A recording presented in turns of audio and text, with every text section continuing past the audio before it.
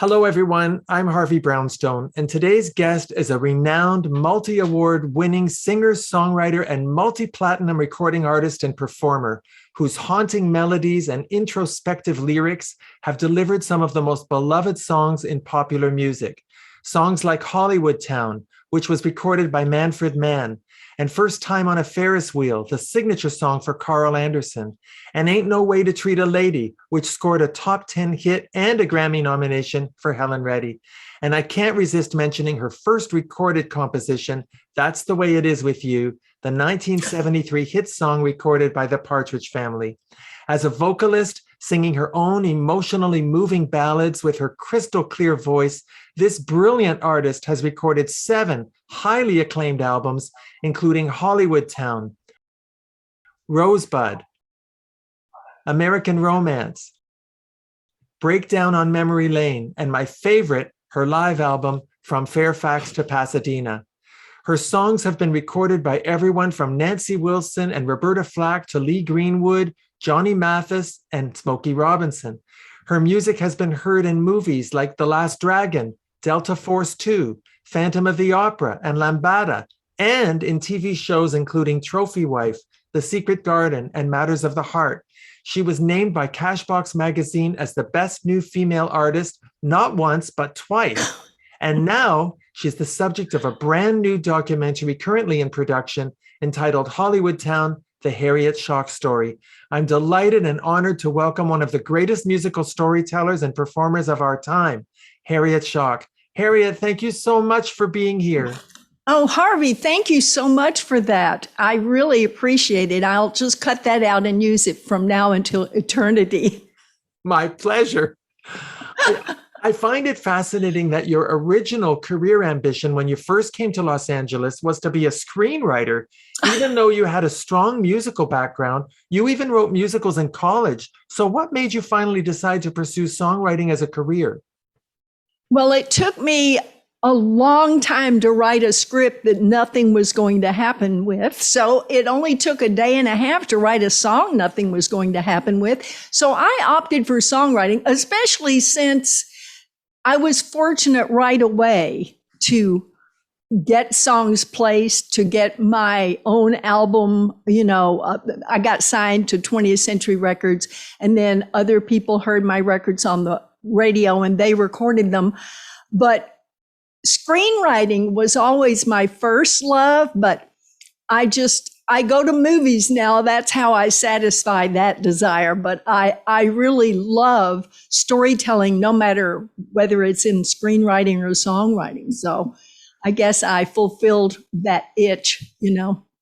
I love the fact that you first started performing in gay clubs because they were the only places where you could play original material and not covers of other people's hits. Is that where you developed your onstage persona as a performer? I think it really was, because I was going to a place in West Hollywood called the Bitter End West, and I was playing my original songs at the piano, and it occurred to me very quickly that the gentlemen were not there to see me, okay? They were there to mingle and meet each other.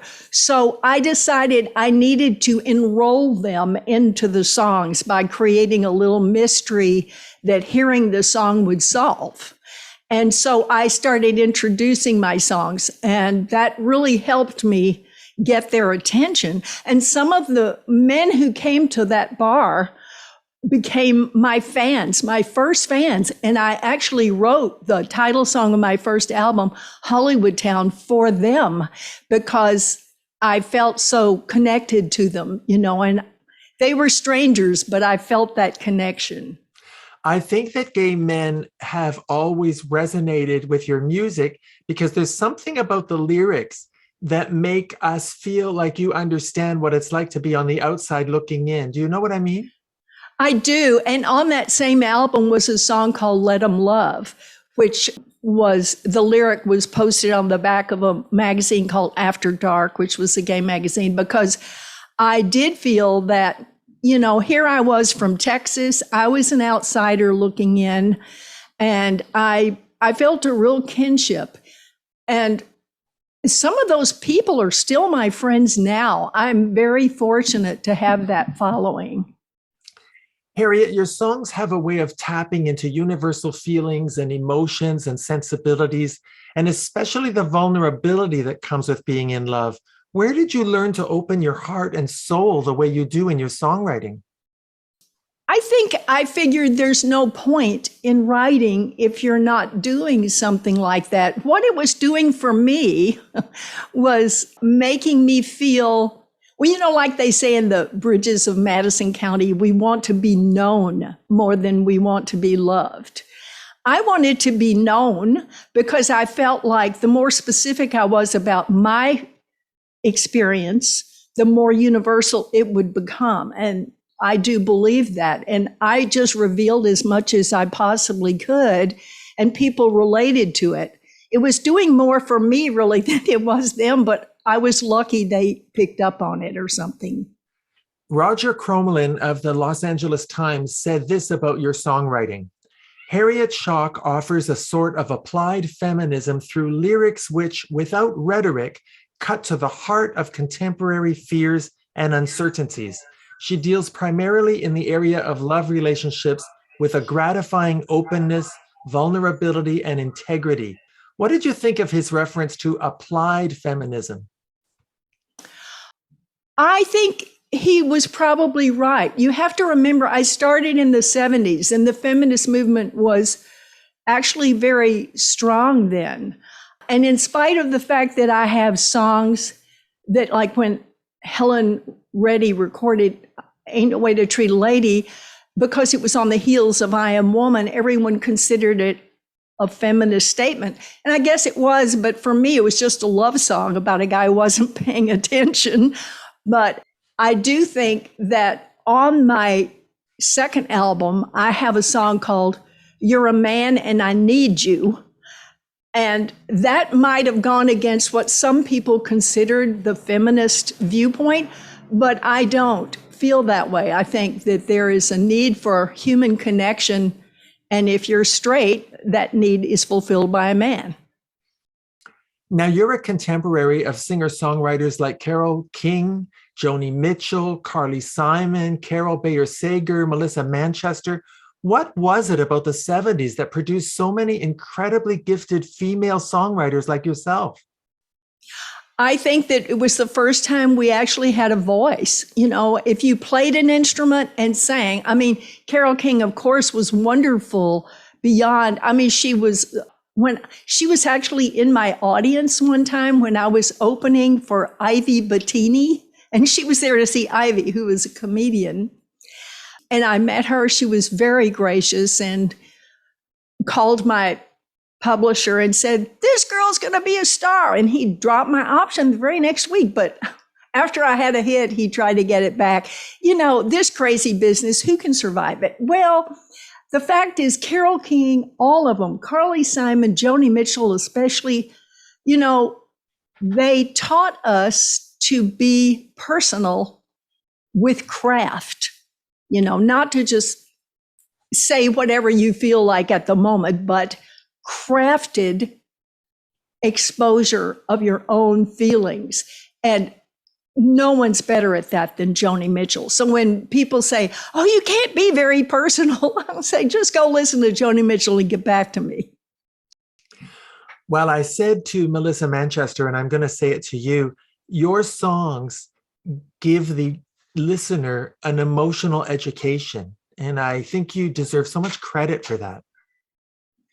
Oh, well, thank you. I hope that the education takes you to a more evolved place because, everyone can complain. And I must admit, my biggest hit sounds like a complaint. But what I hope now is that when someone comes to one of my shows, I may take them down into the depths of something.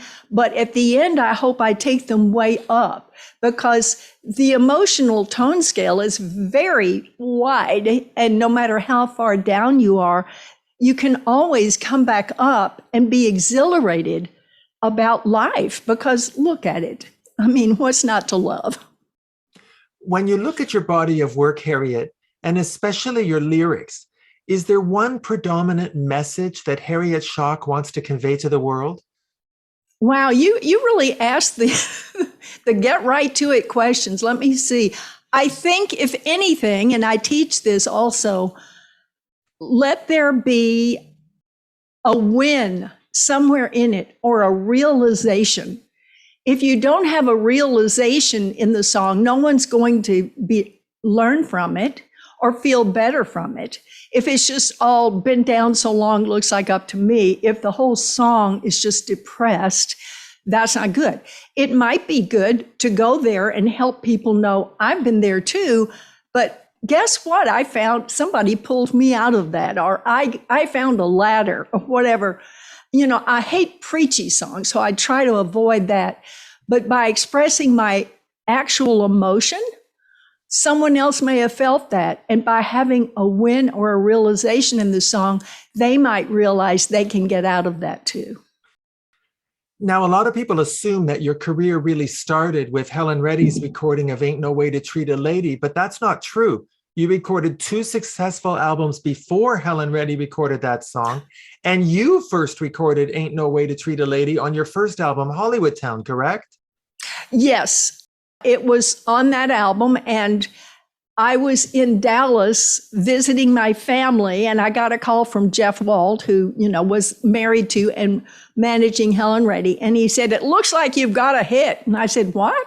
Because it wasn't the single. They had put out something else, but the radio stations went on her version of it because it was the name of the album, but it wasn't the single. So they forced it out as a single, and I had a hit with it. I mean, she had the hit. And I was very happy that she had been listening to the radio that day when mine was played. I did get a lot of airplay, but she got the stations. I was supposed to have 2 top 40 stations go on my version of it. And the music director who wanted to have that happen, asked us to speed it up, and the record company did that. Who knows why he needed that? Perhaps he was chemically altered, but anyway, he wanted the record speeded up, and 20th Century Records did. And then the Friday before the Monday, he was going to go on that station was going to play it, and the other station in San Francisco was also going to play it. He quit. So the people at my record label were still screaming about it 30 years later. How could we have lost that record? But for me, it's fine that Helen was listening to the radio that day and she had the hit with it, because I have many friends now who are Helen Reddy fans, as many people are.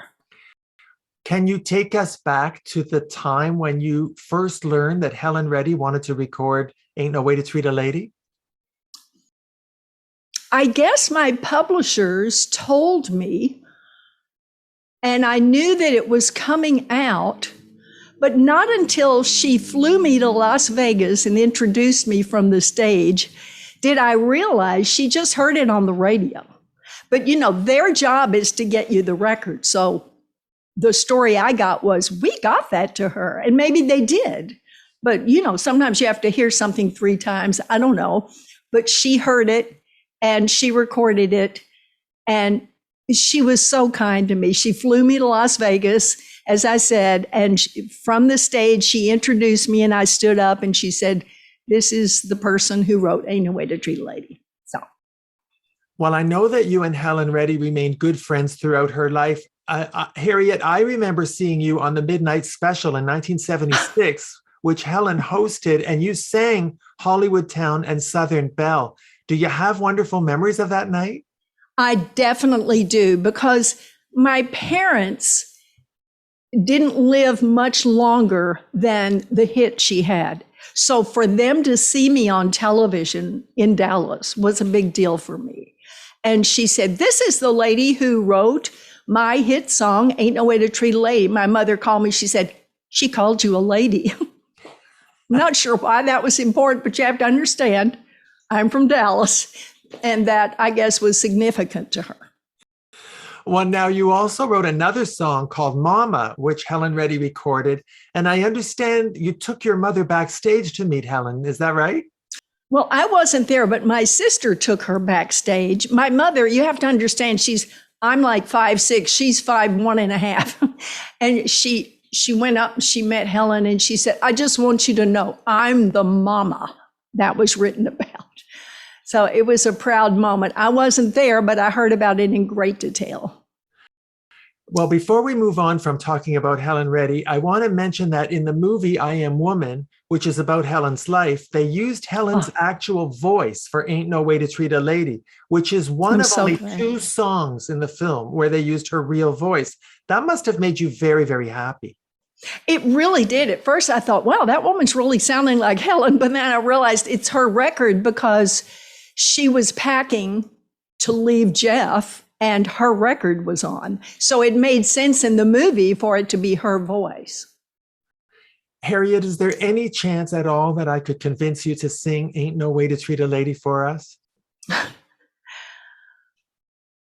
I love the way Helen sings it. And I don't sing it exactly like that, but I must say she kept all the chords and everything the same. So it will probably sound familiar to you, and I would be happy to.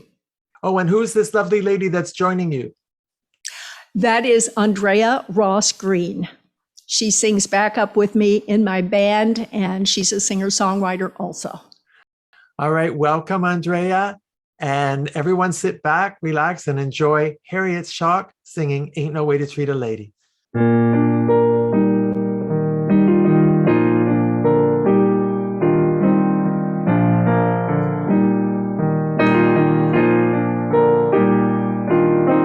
Guess it was yourself you were involved with.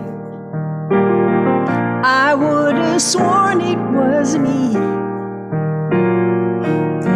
I might have found out sooner if you'd only let me close enough to see. That ain't no way to treat a lady, no way to treat your baby or woman, your friend. That ain't no way to treat a lady, no way. But maybe it's a way for us to end.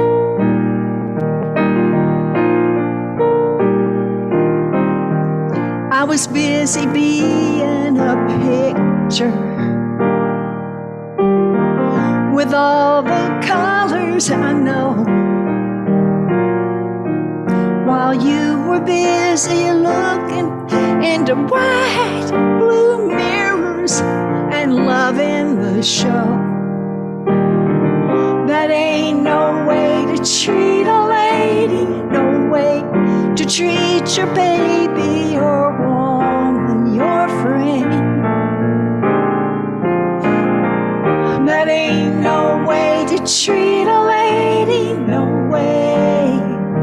But maybe it's a way for us to end.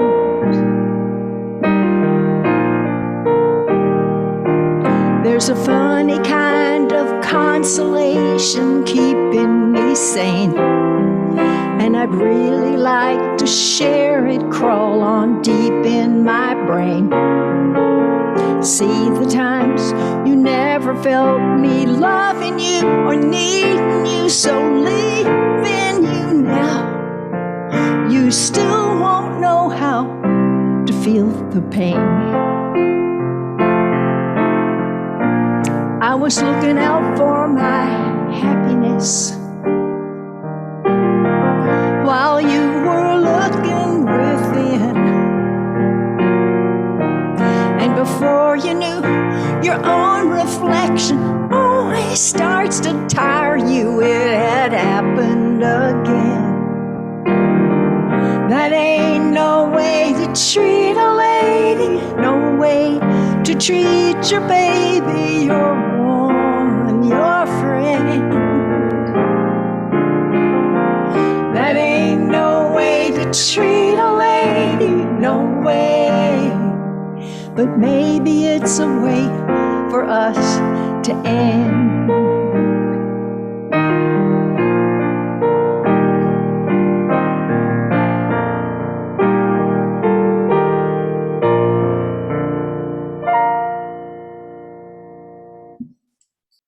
Oh my God, that was fabulous. Thank That you. was just so fabulous. I'm all verklempt. Wow, wow, wow. This was a first for us on our show to have you performing. Absolutely fabulous. And Andrea, the harmonies just in those two lines just are so poignant. I absolutely loved it. Thank you. I don't leave town without her. Oh, wow. This is just amazing. Harriet, that was really such a special moment. Thank you again so much for performing on our show. Thank you. Harriet, I'm wondering if songwriting is therapeutic for you, because your music and your voice definitely have such a healing quality. It is. I sometimes don't know how to handle something. And if I write a song about it, the solution occurs in the song.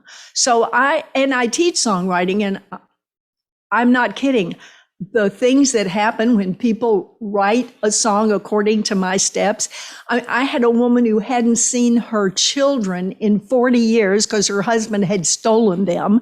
And in writing a song to them, they found her through the Social Security office. I mean, magical things like that happen all the time. But for me, yes, it's very therapeutic, because whatever I'm feeling, I feel that you have to have the light at the end of the tunnel. You have to have the cup half full. And I will find that in the creative process. And that's one reason I love writing so much. And of course, I love singing them to an audience. So if I have a new song, that's all the better. And your audience loves it too, let me tell you.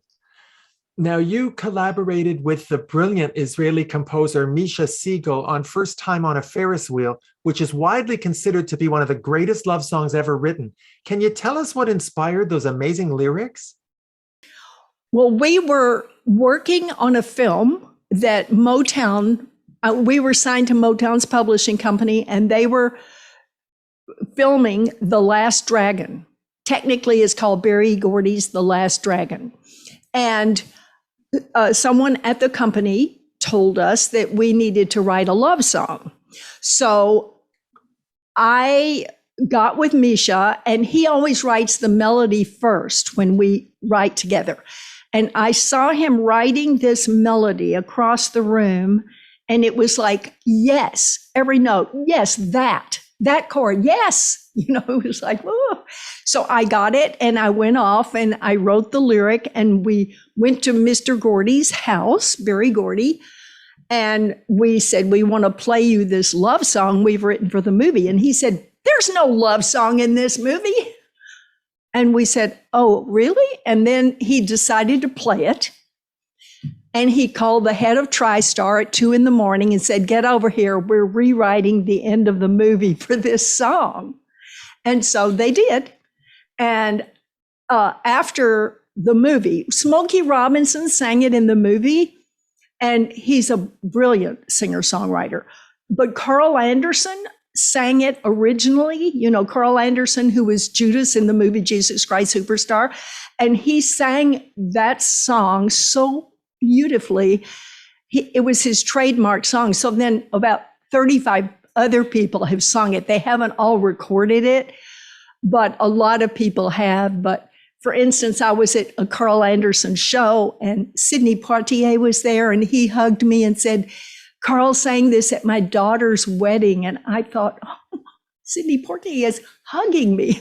But really, it was just the best compliment to think that all these people had heard this song either at a wedding or on the radio, but Carl was the definitive version.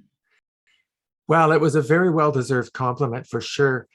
Harriet, I want to ask you about one of your most popular songs entitled You Are, which is a very poignant declaration of love. It's obvious that this song means a lot to you, because I think you've included it in 3 of your albums, if I'm not mistaken. Is it true that the song was inspired by an argument that you were having? Well, it was inspired by the fact that my producer had said offhandedly, as he did many pearls of wisdom, everybody writes, everybody sings, not everybody tells the truth. And it's the truth that touches people. So after I had an argument in a new relationship, I thought, well, I'm going to tell him, well, yeah, I am angry. So that's the truth. But wait a minute, maybe there's a truth underneath that. I'm afraid. I love him. And so all of these layers came up as I tried to get to the truth underneath the truth. And so since I did, and he hadn't called me back, and during the time I was waiting for him to call me back, I wrote this song. So, it was a blessing in disguise that I couldn't reach him. Another one of my favorite songs is I'm Gonna Hold You to That, which is incredibly meaningful because it's about encouraging someone who's been very sick to do everything they can to get well and stay well. Where did that song come from?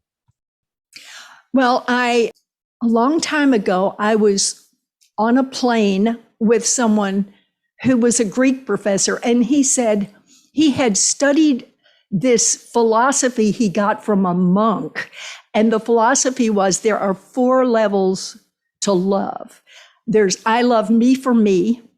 There's I love you for me. There's I love you for you. And then the 4th one, I guessed it, I love me for you. And that's what I was trying to extract a promise from him about, is I wanted him to love himself for me if he couldn't do it for himself. He promised he would get better and take care of himself. So I wrote the song, I'm Gonna Hold You to That, to get him to keep his promise. I love that song so much. Now, a lot of your songs are about relationships and the whole gamut of emotions that can overtake us when we fall in and out of love. And then there's songs like The Quietest Part of the Day from your Breakdown on Memory Lane album. It's such a departure from those relationship songs. Do you sometimes surprise yourself with where you end up going when you're writing a song? Absolutely. That song was started by a dear friend, fellow songwriter named Steve Wagner, and he had part of the song written, and then I helped him finish it. I think I did the bridge and then some of the words, but he and I were both night owls. So he realized that like 4 a.m. is the only time that you have any real peace. The phone isn't ringing, you don't have to check email. And so I love that song because, as you say, it's not about relationships. It's just about you and yourself in that wonderful time when everything is quiet. In 1985, you got a call from USC asking you to teach a songwriting course, and you said songwriting can't be taught, which is what many songwriters have said. But then you decided to do it, and you've become a very respected and highly acclaimed teacher. What made you change your mind? Well, they said they wouldn't offer it if I didn't teach it. I'm sure that wasn't true, but I thought, oh, well, they should have songwriting there. So I devised some way of tricking people into doing what I naturally did because I was not as experienced as I am now, but I had some experience. And so I devised a 6 steps. No, actually 8 steps, starting with something that gives you lots of choices, and then the second step will focus you. Then lots of choices and lots of focusing, so that at the end of the 8 steps, it's like tacking into the wind in a sailboat. You get exactly where you want to go. You correct, you sail, you correct, you sail, so that people have a song at the end of that that has the emotional impact on the listener that the experience had on the person, the writer. So I decided, okay, I would teach it. And believe me, I have perfected those steps over the 34 years I've been teaching. But at the time, it was a lot of fun. I just wasn't sure that the kids at USC were as motivated as like a struggling pre-professional songwriter that really wants to get the craft down. I want to also mention that you've even written a book entitled Becoming Remarkable for Songwriters and Those Who Love Songs. Why is it important to you to share not only your songs, but your knowledge and your expertise of songwriting? I was really fortunate that a lot of songwriting organizations used to have newsletters, and they all asked me to provide articles. And every week they would call me and say, "Where's your article?" And that got me writing about whatever was, my new realization about songwriting. And so 48 articles later, somebody decided to put it in sections and have a book. And that's how it happened. I never set about to write a book. I have enough articles now after that to have another one, but who cares? Let me just send you the articles. But I really love that people seem to get something from that book, even if they're visual artists. Because Nick Venet was my mentor at the time, and I think a lot of the wisdom came from him. Now, I think you know by now that I'm a huge fan of your music, and I don't want to complain, but I can't resist mentioning that you didn't record any albums from 1976 to 1992, when finally you released American Romance. Why did you make us wait so long? What happened was the last album in the 70s that I made in 76 or whatever, disco happened.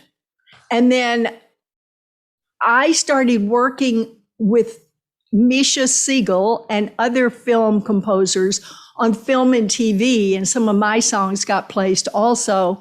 And I was busy doing that. And it didn't seem like anybody really wanted me to record. And then I met Nick Venet, and I was writing different kinds of things than what I had always written. And he said, "What happened? Where is the Harriet from the 70s? Where is the one who blah, blah, blah?" So he got me to write again from my real feelings, my real observations. And that's when he made American Romance. And then he also made Rosebud. God bless Nick Venet. That's all I can say. Me too. You were very touched by something that Orson Welles said. He said, "The enemy of art is the absence of limitations." Why does that statement resonate with you so much? Well, Henry Jaglom shared that with me. He and Orson were very good friends. It resonates because I think the limitations of art only make it better. People go, "How am I supposed to write a song that rhymes and it fits the melody and all of this? I'm supposed to tell stories. I'm supposed to put pictures in my lyric." Well, yeah. And that's what makes those songs go, people are amazed. They're so moved. If they had just been able to write a paragraph and stand up and speak it, people would probably not be as emotionally involved. Now, as I mentioned in my introduction, there's a documentary in the works entitled Hollywood Town, the Harriet Schock story, being produced and directed by renowned filmmaker Tom Solari. I've seen a preview on your website, and it contains amazing performance footage and interviews. Harriet, it looks fabulous. Congratulations. Thank you. I'm very grateful that he approached me to make this film because he is very good at this. Well, based on the footage I've seen of the documentary so far, it's clear that this is not simply a film that tells the story of your life. It's much more about your journey as a songwriter and an artist and your actual process of songwriting, isn't it? I think that will be the thrust of it. He's one of those artists who won't tell you what he's doing until he does it. And he always surprises and delights me. So I'm not questioning anything. If Tom Solari says he's going to do it, he does it. I love the fact that the documentary is going to expose a whole new generation of listeners to your music because your songs are timeless and your ability to communicate the various stages and phases of your creativity is very compelling. It's very fascinating. Congratulations. This is going to be an amazing movie. Thank you. I want our viewers to know that there's a funding campaign going on until June the 10th, and I'm urging everyone to contribute to the making of this wonderful documentary in whatever amount you can by going to harrietschock.com, or you can go to indiegogo.com, do a search for Harriet Schock, and you'll see the link to click on to make your contribution. I promise that this is a documentary that every music lover is going to really enjoy. So, Harriet, I can't resist asking if you'll consider singing Hollywood Town for us. I just love that song. Thank you. Of course. Yes. It's old, but it's one of my favorites. It was the title song of my first album. Okay, everybody. Here again, Harriet Schock with Andrea singing Hollywood Town.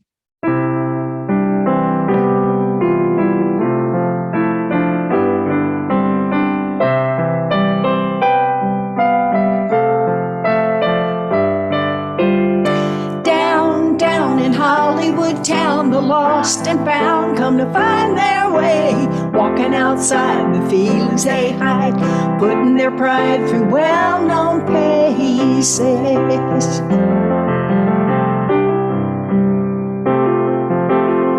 Stranger, I know you. We learn to walk together, loners, wondering whether we really are.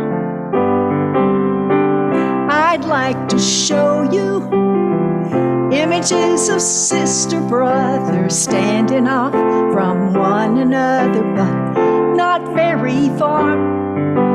Down, down in Hollywood Town, the lost and found come to find their way, walking outside the feelings they hide, putting their pride through well-known paces, stepping on stars and shining on the cars that pass them by.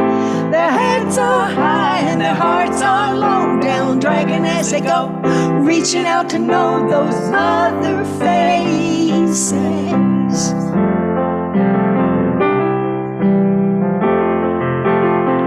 It's such a small world until it's on your shoulders and warm friends start growing colder as love grows apart. To find a kind word, we search in all directions, hungry for some small affection in each other's hearts. Down, down in Hollywood Town, the lost and found come to find their way, walking outside the feelings they hide, putting their pride through well-known paces, stepping on stars and shining on the cars that pass them by. Their heads are high and their hearts are low, down dragging as they go, reaching out to know those other faces. Hollywood Town, the lost and found gonna find their way, walking outside the feelings they hide, putting their pride through well-known paces, stepping on stars and shining on the cars that pass them by.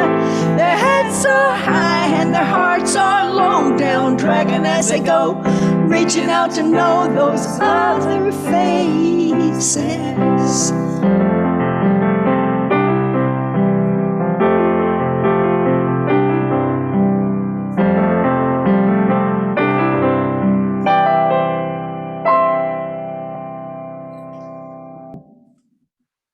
Once again, unbelievably fabulous. Thank you so, so much, Harriet and Andrea. Thank you. Thank you.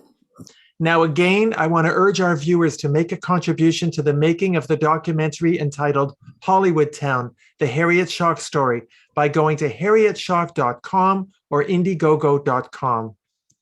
So, Harriet, will you be releasing another album in the foreseeable future? I've thought of it. I'm not sure that albums are really the way to go because so much is digital now. I might make a digital album or I might just post videos. I haven't decided what to do. I certainly have enough songs for a new album. Well, when I said album, I really meant digital, but the idea of a collection of songs is something that we might be able to look forward to. Yes, actually, Tom Solari does plan to include in this documentary the making of my new album. So I guess we are making it. I forget sometimes there's so much going on with this documentary, but my band is so amazing. I have a cellist, a flute player, violinist, bass, and backup vocal, and I play keyboards. And just sitting in the middle of all that music is so heavenly for me when I'm on stage that I'm very eager to have all of them play on the album. Well, I have an idea. When the documentary comes out in DVD, I really hope you include this album as a bonus feature, because I think it would be fun for your fans to see you interviewed by a fan. Wonderful. I think that sounds very good. Well, Harriet, I'm immensely grateful that you were able to take the time to come on our show. I've loved your music since I was a teenager. I can't wait to see the documentary. Thank you so much for giving me this interview. Thank you so much for taking the time and the interest. I really appreciate it, Harvey, and I've done a lot of interviews, but you are really the best. Oh, thank you so much. Our guest has been the brilliant singer, songwriter, concert artist, author, and teacher, Harriet Schock. You can follow Ms. Schock's career and find out everything that's happening, including her concert schedule, by going to her website, harrietschock.com. My name is Harvey Brownstone. Thank you to our producer, Steve Silver. Thank you all for joining us. See you next time. Thanks for watching. Be sure to check out all the great interviews on the Harvey Brownstone Interviews YouTube channel. Don't forget to subscribe and ring the bell to be notified when new videos are posted.